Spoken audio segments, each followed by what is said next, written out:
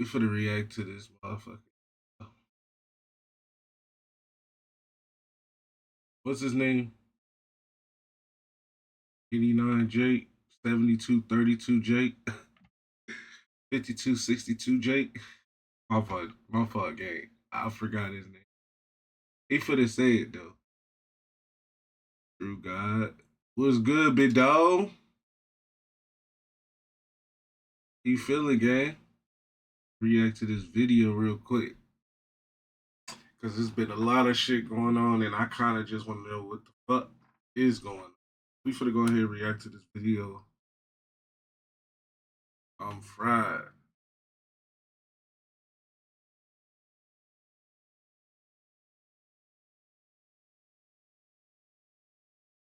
Man, what's up, everybody? Welcome back to another episode of EOS. It's 1090 Jake, man. I'm rocking with y'all. Y'all rocking with me. And for this video, we're going to be speaking on how Pooh Shiesty robbed and kidnapped Gucci, how Gucci snitched on Pooh Shiesty, how Pooh Shiesty's father is a government informant. This is going to be one of the craziest videos of 2026. 9 individuals, including well-known musical artists, kidnapped and robbed at gunpoint numerous victims at a music studio in Dallas, Texas. 8 of the 9 were arrested yesterday in Dallas, Memphis, and Nashville. These individuals who are charged and arrested include Lontrell Williams Jr., also known as Pooh Shiesty. It was several hours before sunup when they first heard a boom.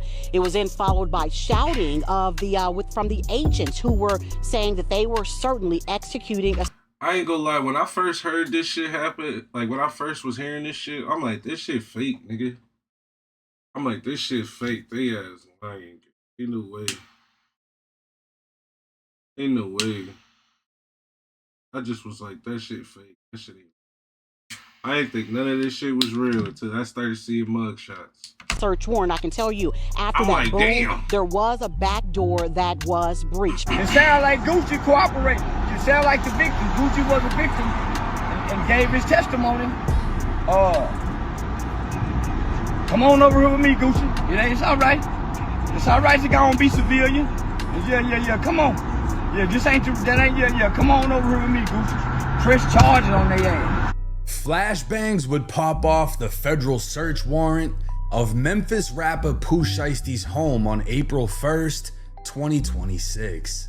The next day, the United States Attorney for Northern Texas would announce 9 individuals, including well-known rappers, were federally charged with kidnapping and robbing at gunpoint numerous victims at a music studio in Dallas, Texas. 8 of the 9 were arrested in one day, including Memphis rapper. I heard there was a video or some shit. I ain't seen it yet. Hopefully he'll show that bitch in here. But man, I hope Shiesty ain't got no strap in his head. And you feel me?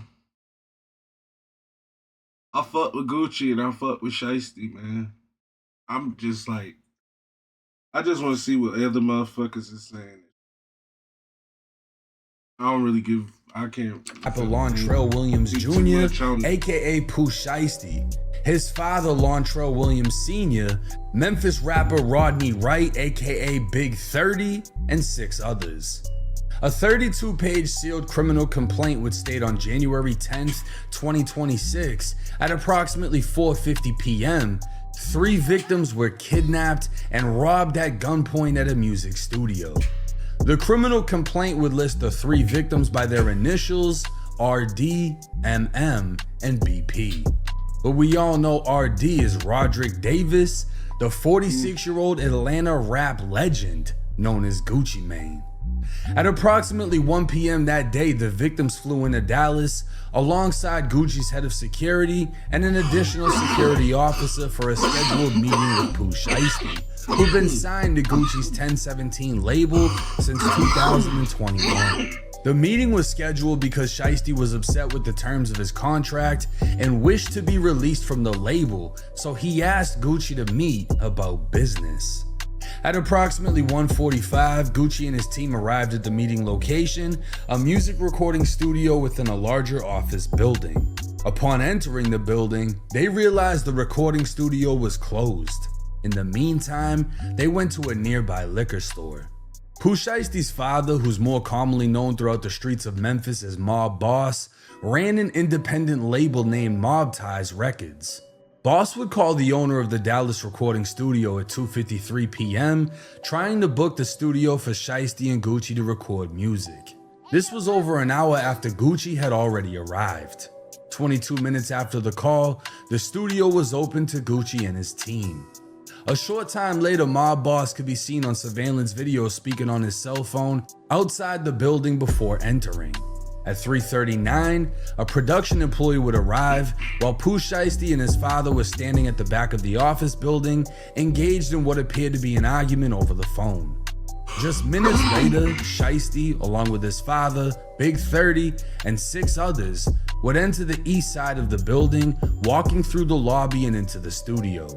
One of the suspects at a later time can be seen exiting before shortly returning with a bag slung over his shoulder. All 9 suspects entered the studio's control room, where inside the victims were watching a football game. Gucci's head of security was positioned in the lobby, while the other guard remained in the vehicle. The victims overheard Pooh Shiesty talking on his cell phone, possibly with his federal parole officer, stating that his caseworker had given him permission to be out on rec time. From what the victims could hear, Shiesty was told on the phone that was not the case and he needed to return immediately, to which he agreed. At the time, Shiesty was wearing an ankle monitor. Gucci would tell Shiesty they can reschedule their studio session, but Shiesty asked to speak with Gucci privately in the attached recording room. Gucci would enter the room with Pooh Shiesty, his father, and Big 30. The 2 other victims would remain with the 6 suspects, even offering them drinks as 2 of the suspects accepted and poured up. Inside the booth, Shiesty pulled out a contract termination letter telling Gucci to sign it, releasing him from the label. Gucci refused, Shiesty became agitated, and the 2 began to argue. The 2 victims could see the conversation play out, and one of them saw the conversation intensifying, so he texted Gucci's head of security, who was still in the lobby. While arguing, Shiesty instructed Big 30 to get his bag. Quick pause, because this might actually help you out. If you've ever needed No. You never needed none of that.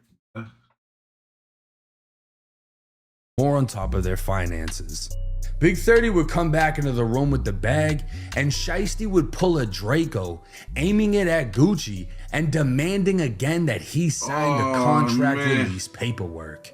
Gucci, now being held at gunpoint and unable to leave the room, complied, signing the paper while Shiesty's father and Big 30 stood by. Big 30 took out his cell phone and recorded Gucci signing the paperwork while being forced to say he released Pooh Shiesty from his contract. After signing, Pooh Shiesty would take Gucci's wedding ring, watch, earrings, and whatever cash he had on him. Shiesty then handed the paperwork to his father, asking him if it was good, to which he replied, "It needs to be dated." So Shiesty forced Gucci to write the date next to his signature. As Shiesty, 30, and Mob Boss exited the recording room, the 6 remaining suspects pulled handguns, AR, and AK pistols and began robbing Gucci's 2 associates. One victim, identified only as BP, would have his pockets ran and his wallet removed by who he identified as CMO Damn Fool, one of Shiesty's goons. His 1017 chain would be taken by another man he knew as Glizzy 375. Glizzy would repeatedly threaten to shoot him for moving, but Shiesty would instruct him not to. According to the victim's statement to police, he witnessed Big 30 pointing a cell phone at Gucci within the booth, but assumed he was taking pictures for social media. Victim BP further identified Baby Slime 375 for holding him and others at gunpoint.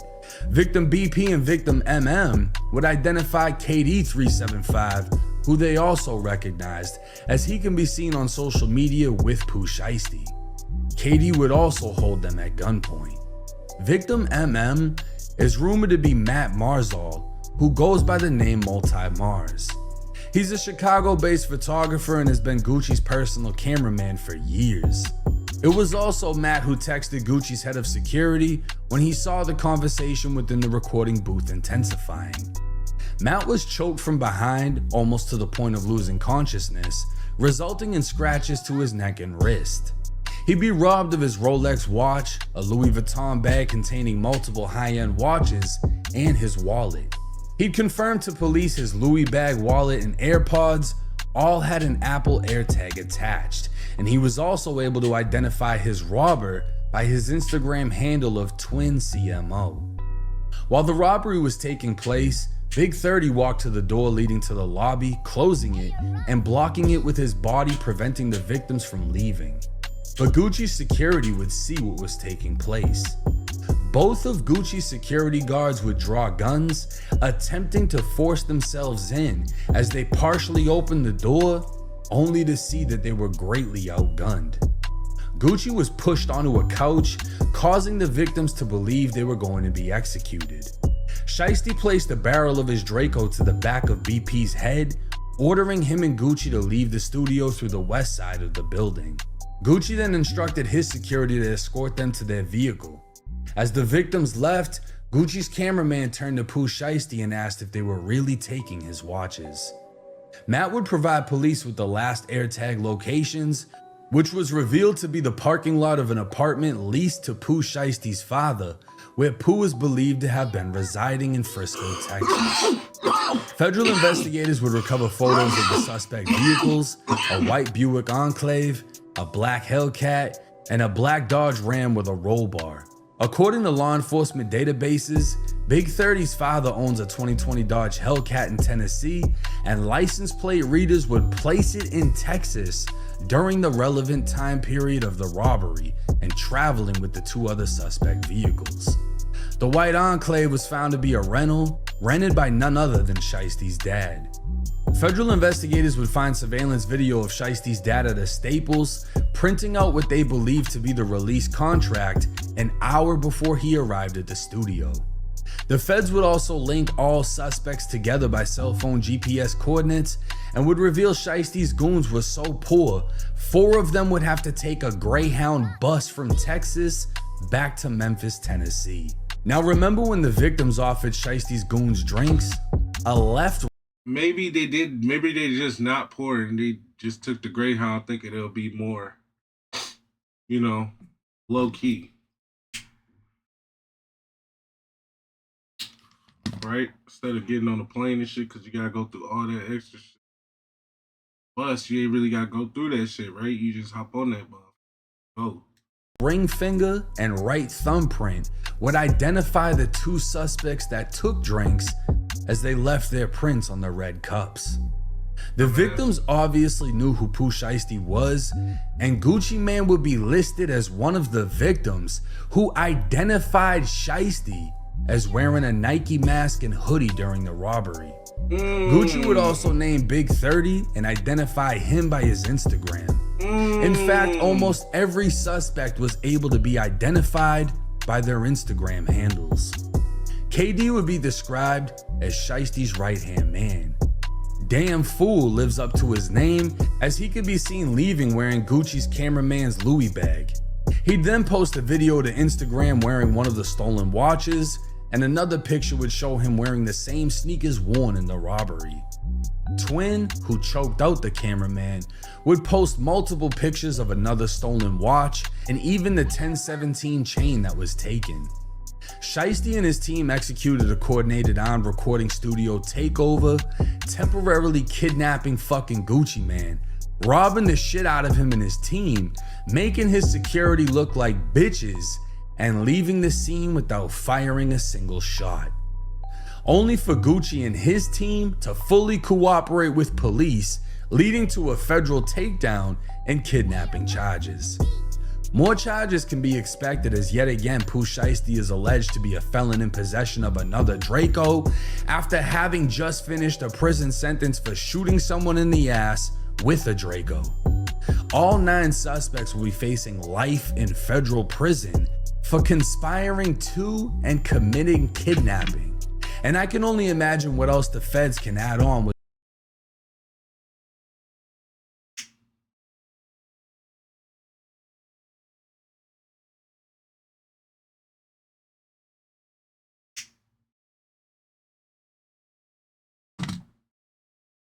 with all the firepower and priors they had. It will also be interesting to see who chooses to cooperate against who, as Pooh Shiesty's father is no stranger to the feds. Back in 2007, Mob Boss was indicted on drug charges and would be sentenced to 70 months in prison after receiving a 5K1 sentencing reduction for his ongoing and future cooperation with the government, meaning he was snitching and agreed to keep snitching. So this whole fucking case is snitch nasty. Gucci just fucked over Atlanta as the most rat-infested city in hip-hop, adding himself to the list of snitches after Young Thug gave investigators the longest interview of his career. Gunna flipped on Thug, Gunna did Crime Stoppers, T.I. started the Crime Stoppers wave, and Gucci is best friends with QCP. Gucci would even jump on live after the federal takedown was announced, and you'd think he'd talk about how he's far from the streets and too rich to abide by them like QCP did. But instead, Gucci was talking about the exact opposite, saying he'll smoke whoever steps to him, he doesn't believe in telling the police shit, and he's keeping it street. The exact opposite of what he did. You step to me, I'ma smoke you. Yeah, I ain't gonna tell nobody, not even the police.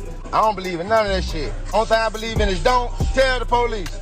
Keep it in the street. Some are even now pointing out Gucci's old interview speaking on Jeezy, trying to get him killed. So that situation that we were just talking about with the charges and so forth, do you feel like it was a setup because cats came like after you, like they was coming to get you? Yeah, I think it was a setup. Yeah. Do you have any indications on who it might be? Have you heard anything on the streets? Just whatever you feel in your own heart? Well, you know what I'm saying? Like I say, ain't too many people got the motive to do some shit like that. I just like a detective, learn, you know what I'm saying, look at the motive, who has motive to do it. And this fuck nigga, the only nigga has motive. Jeez. Yeah. Okay. Straight up. So it's real serious then when we talking about like actually trying to like set somebody to take someone's lives. It's on a whole nother level. It's past just the wax. It's like I guess they scared of competition. Now Pooh Shiesty just fucked himself after committing the dumbest robbery with his dad being a whole government informant, and Big 30's big door blocking ass is now facing life just because he wanted to be there. Never mind the goons that came up on watches but needed a bus pass to get home.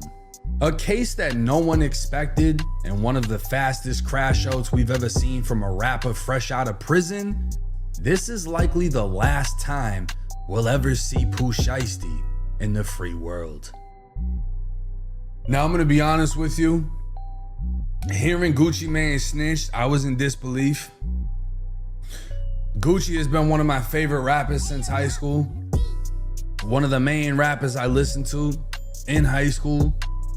And seeing the paperwork. Now facts, mixtape Gucci was different. It broke my heart. And then like 3 minutes later, I got over it. I mean, what the fuck do we expect in 2026? This man's 46 years old. I highly doubt he gives a fuck. You know what I'm saying? They took his wedding ring, whatever other shit he had. He goes live talking about he'll smoke somebody. He should have smoked Pooh Shiesty. You know, it would have been a bang out. He really wouldn't have won that situation. Right. I don't know why his security wasn't in the room with him. I mean, because they trusted Texas self-defense, yeah, he would have got off on that. He should have had some shit on him. You can tell he did not expect this at all. Nobody did. Nobody did. When Seti Nash broke the news, nobody even believed him.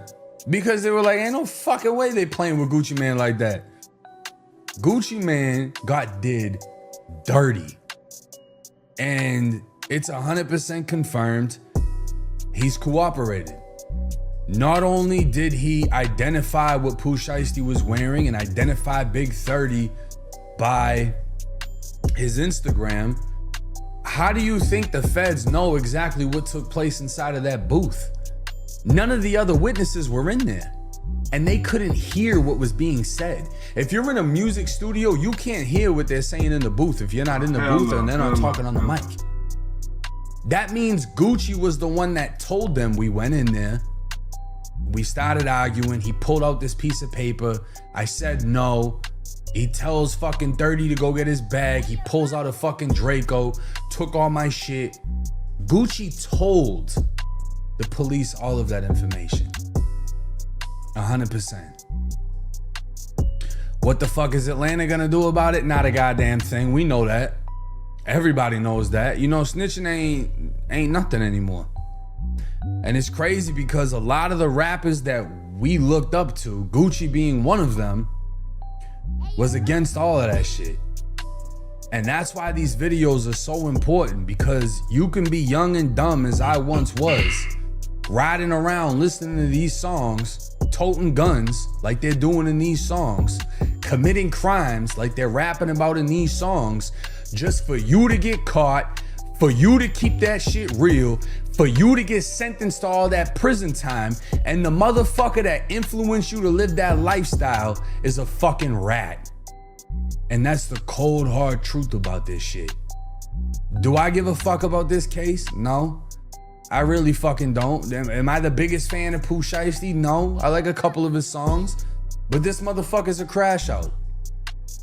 End of story. He's a flat fucking crash out. This is the stupidest fucking crime I've ever heard of. You did this shit while you had on an ankle monitor, literally 30 minutes after you got off the phone with whoever, and they're telling you, yo, you do not have permission to leave. You need to go home now. All right, bet. Let me rob Gucci Man first and I'll be back. What?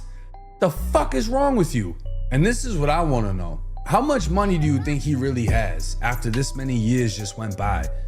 And then he robs and kidnaps the label owner of the label that he's signed to. So there's no label backing him. You know, there's no crazy amounts of money behind him. Do you think he even has the funds to afford a lawyer that is gonna get him a decent deal? Because there's no such thing as beating this case. I don't give a fuck. I'll bet everything on it. I'll bet my chain on it. I'll bet my YouTube fucking plaques. He ain't beating this fucking case. They got so much evidence against this man. I seen the internet lawyer that's always, oh, how'd he do it if he's on a monitor? They would have been got him. He was on the fucking monitor. That's why they have all this information. All you had to do was read the fucking thing instead of acting like you know every fucking thing. And he's fucked. The amount of evidence they have in this fucking case, he's gonna get hit with more charges, guaranteed. You know, they're saying he upped the Draco, whatever the fuck, unless they need more proof than that. That's a firearm charge right there. It's an enhancement of punishment if guns were used during this thing. All 3 witnesses are saying that they had guns. The 2 security guards are gonna testify that they had guns. Fuck, Gucci Man himself might testify. Yeah. What's worse than having somebody say you did it? 5 people say you did it. But let me know y'all's thoughts and comments in the comment section. I'm telling you, this is gonna be one of the craziest cases we see in 2026. We're only a couple months in, but hey, y'all know where to come for the content. It's 1090 Jake. I'm rocking.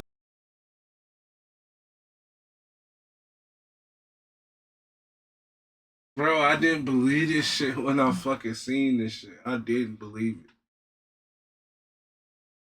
I really ain't believe this shit.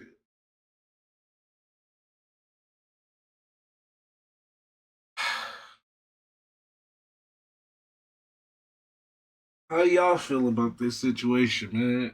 Damn.